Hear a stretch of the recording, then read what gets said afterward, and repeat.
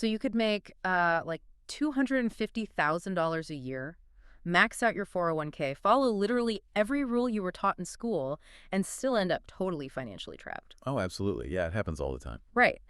And I mean, you save your 10% in a high yield savings account, but today we're unpacking why that exact roadmap, the one we were all handed for financial safety, is, well, mathematically designed to fail. Yeah, it's a really tough pill to swallow for a lot of people. It really is. We are doing a deep dive into the mechanics of wealth today, specifically why the conventional wisdom of, work hard and save your money is actually a recipe for silent wealth erosion. Welcome to the deep dive, everyone. I'm really excited for this one The- because it really comes down to a fundamental misunderstanding of what wealth actually is Yeah. and how it's actually generated. Exactly. And our source material today is a translated summary script of the legendary financial book, Rich Dad, Poor Dad. And our mission here is to essentially extract those core nuggets of wisdom to help you completely rewire how you think about wealth. Yeah, and just to be clear right off the bat, this is not some kind of flashy get-rich-quick scheme. Not at all. Oh, definitely not. No hustle culture garbage here. Right. It's really a deep exploration of psychology and financial literacy. Because this text is so fascinating, it essentially proves that building lasting wealth has, less to do with the size of your paycheck and entirely to do with your mindset. Yeah, the underlying architecture of your income, basically. Yeah. And to understand how to rewire that thinking, we first have to look at the two contrasting models of success that the source presents. Right, the linear thinker versus the systems builder. The narrative actually centers around two father figures who perfectly represent these dueling worldviews. Yeah, the poor dad and the rich dad, right. Exactly. So you have the poor dad, who is highly educated, holds a really good, secure job, but he's just constantly worrying about money. His core philosophy is basically the societal default, study, get a job, live safe. Right, the classic American dream playbook. Yep. But then, in stark contrast, you have the rich dad. Now, he lacks higher formal education, but he deeply, deeply understands money. And his philosophy is the complete opposite. It's make money work for you. Okay, let's unpack this, because it feels like society just issues all of us the poor dad package by default. Oh, 100%. It's the standard issue. It's like we're all playing a video game, right? And we're strictly following the default tutorial. You get the degree, you get the job, you put money in the bank, only to realize years later that the default path is actually the hardest difficulty setting in the whole game. That is a perfect way to put it. The default path operates on hard mode. And the reason why it's so dangerous really comes down to the sheer math of it. Right, because of the limits of human labor. Exactly. The traditional path operates on this direct, linear swap. You trade your time for money. But the underlying flaw there is that time is a completely finite resource. You literally just run out of hours in the day. You do. Yeah. Even if you're a highly paid lawyer or a surgeon billing hundreds of dollars an hour, the moment you stop working, the income drops to zero. You're capping your upside while taking on all the risk of physical burnout. Wow, yeah. So most people are just working for a salary to survive. But the rich dad mindset shifts focus away from selling your finite time, right? Right. Instead of selling time, you build self-sustaining systems. The rich build systems where money comes to them, like businesses, investments, real estate, things that don't need you to be awake to generate cash. So if the rich dad path is obviously so much better, logically speaking, why do so many smart, capable people stay stuck on that poor dad default path? Well, the source points directly to human psychology for that. It's not about intelligence, it's about emotion. The emotion engine, right. Let's Yeah. get into that. Yeah, so according to the text, there are two major emotions that basically dictate our financial lives: fear and greed. Fear and greed. Yeah. Sounds like Wall Street. It kind of is, yeah. So fear whispers, don't leave the job, don't take risks, how are you going to pay rent? It paralyzes people. Right, the fear of losing health insurance or missing a mortgage payment. Exactly. But then the moment you get a raise or a bonus, greed or, desire kicks in. It whispers, I want more money. I want nicer things. So the salary goes up and suddenly you need a bigger house, a nicer car, lifestyle creep. You nailed it. And this emotional trap creates what the book calls the rat race. It's this never-ending cycle of getting a job, earning a salary, spending it all, and then needing to work harder at the job. Job, salary, spend, job. Just a treadmill. Yeah, exactly. And to break this cycle, you have to step out of it by building passive income and assets. The rich are different because they actually learn to control these two emotions rather than letting them run the show. Okay, wait. I need to push back on this slightly. Here's where it gets really interesting to me. Isn't a little bit of fear like a necessary survival instinct? Oh, sure. Biology, right?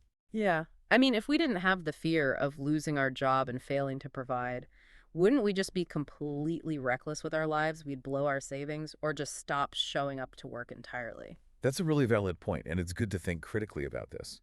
But the source isn't saying you should eliminate fear. You can't just lobotomize your survival instincts. Right. That would end badly. Very badly. What the text is really saying is that you need to control it. Fear and desire should be indicators on your dashboard, right? Not the steering wheel of the car. Oh, I like that. Indicators, not the steering wheel. Yeah, so middle-class workers let fear trap them in the rat race. They feel the panic and just blindly react by clinging to a cubicle for 40 years. But the wealthy experience that exact same fear, and they use logic to step outside of it. So they analyze the fear logically instead of just reacting to the immediate panic. Exactly. They realize that relying on one single corporate manager for their family's entire survival is actually the most terrifying position to be in. So they use that fear to build diversified income. Okay, so if the psychological key to escaping the rat race is mastering fear and greed, what is the practical mathematical key? Like, how do we actually do the math on this? Well, the text highlights this as basically the single most important concept in the whole framework.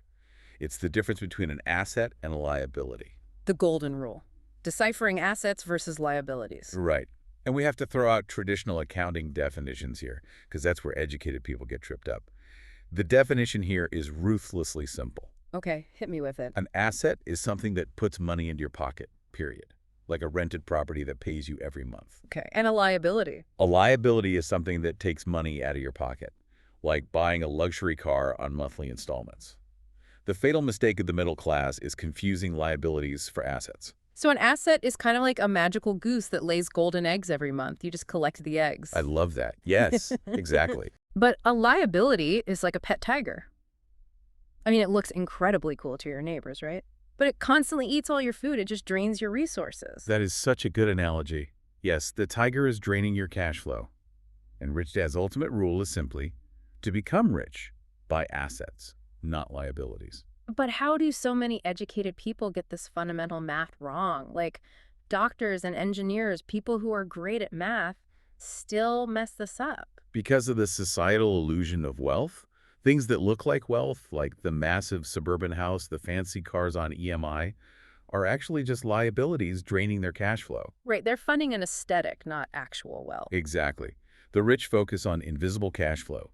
They buy assets that you can't necessarily see from the street, rather than visible liabilities that just signal status to the neighbors. That makes so much sense. But it brings us to this huge missing piece. The reason smart people confuse these two things is that they were literally never taught the rules of the game. Yeah, the missing curriculum. It's a huge structural issue. Right, because schools teach math, they teach science, history, but they utterly fail to teach financial education. Like no money management, no investing, no tax strategies. Nothing. The educational system was built during the industrial age to produce reliable employees, not independent systems builders. Which is exactly why even people earning super high salaries still fail to become rich. They get their paycheck and have zero idea how to deploy that capital. Precisely. But the solution the text offers is surprisingly practical. You don't have to quit your job. Working a job is totally fine. Oh, that's a relief. So no storming into the boss's office to quit tomorrow. No, please don't do that. What you must do, though, is build a side income or a business that generates money while you sleep. Keep the job, but build the asset column on the side. And there's this really powerful concluding philosophy from the text too. Work to learn, not for money. Yes, that is a huge perspective shift. If you only look at the salary, you just stop learning new skills. But if you focus on learning, the money follows automatically. Exactly. The ultimate message here is that wealth isn't about earning more money. It's about managing it properly. You have to make money your slave rather than becoming a slave to money. Okay, so what does this all mean for you, the listener, heading into work tomorrow morning? Like, how do you practically apply work to learn when you have rent and bills to pay? It's all about reframing your 9 to 5. You have to treat your day job as a paid university. A paid university, I like that. So you're extracting value beyond just the paycheck. Right. When you log in tomorrow, don't just look at it as a burden. Look at the systems around you. Extract skills, make connections, soak up knowledge about how the business runs. So you're basically getting paid to reverse engineer a profitable business. Exactly. You use their infrastructure and their budget to learn the skills you'll eventually need to build your own assets on the side. That is such an empowering way to look at a regular job. You're moving from a defensive posture to an offensive one. You're actively building your escape velocity. All right, let's quickly recap the core journey of this dip dive. We started with shifting from the poor dad mindset of seeking safety, right, to the rich dad mindset of building systems. Yep, moving from the linear bucket to the self-sustaining pipeline. Exactly. Then we talked about identifying true assets, the golden geese over shiny tiger-like liabilities, and finally, treating every job as an opportunity to learn rather than just a paycheck. It's a complete paradigm shift. But before we wrap up, I actually want to leave the listener with a final thought to mull over that builds on this whole framework. Oh, I love a good thought experiment. Let's hear it. So the source teaches us to apply the asset versus liability filter to our money, right? Does this buy put money in my pocket or take it out? Right? But what if we applied that exact same filter to our time? Oh, wow. Applying it to time, because time is even more finite than money. Exactly. If time is our most finite resource, are the hours you spend, say, endlessly scrolling social media, a liability that drains your potential? A liability that takes time out of your life without giving anything back? That's heavy. Yeah.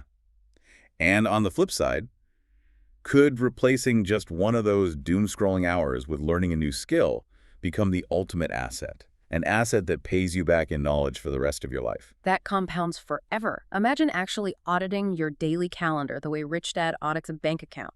That is a phenomenal lens to view your day through. It really changes how you schedule your week. It really does.